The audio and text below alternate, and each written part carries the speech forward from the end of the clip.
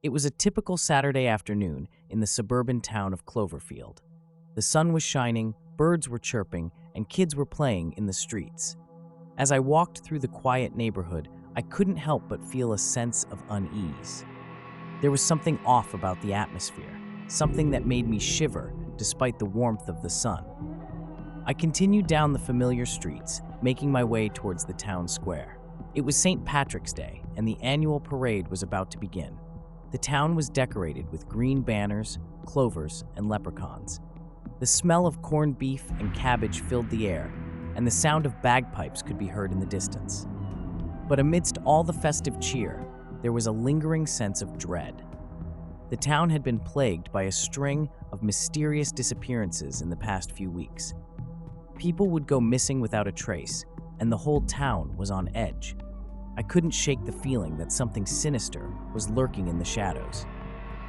As I made my way to the town square, I noticed a strange man standing in the corner. He was dressed in all green and had a mischievous grin on his face. Something about him sent shivers down my spine. Ignoring my instincts, I joined the crowd and watched as the parade began. Floats adorned with green and gold decorations passed by. Dancers dressed as leprechauns twirled to the music, and children laughed and waved their Irish flags. But then, the man in green caught my eye again. He was staring at me, his grin widening. I quickly turned away, trying to brush off the unease that was creeping up on me. But as the parade came to an end and the crowd dispersed, I couldn't shake the feeling that I was being followed. I decided to take a shortcut through the town cemetery, hoping to lose whoever was tailing me. But as I made my way through the rows of gravestones, I heard a faint whisper. Turning around, I saw the man in green standing behind me, his eyes glowing with an otherworldly light. Without thinking, I ran as fast as I could, my heart pounding in my chest. I could hear his footsteps getting closer, his laughter echoing through the cemetery. I finally reached the exit and burst out onto the street, gasping for air. But the man in green was nowhere to be seen. I was about to chalk it up to my imagination when I heard a faint melody in the distance. It was a limerick, and it was getting louder with each passing second.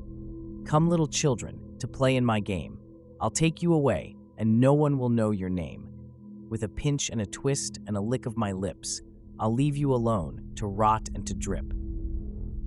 I froze, my blood running cold. It was the same limerick that was whispered to me in my dreams. The limerick that foretold the disappearances in the town. The cursed limerick. I knew I had to warn the others.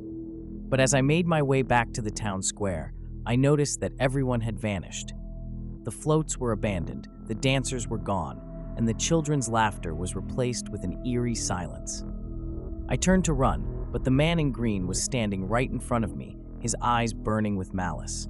"It's your turn now," he hissed as he reached out to grab me.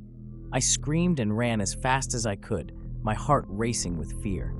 I could feel his breath on my neck, his fingers almost touching me. But just as I was about to give up, I stumbled upon a four-leaf clover. With a surge of adrenaline, I grabbed it and held it up to the man in green. He let out a blood-curdling scream and disappeared into thin air. The town returned to normal, and the missing people were found, safe and sound.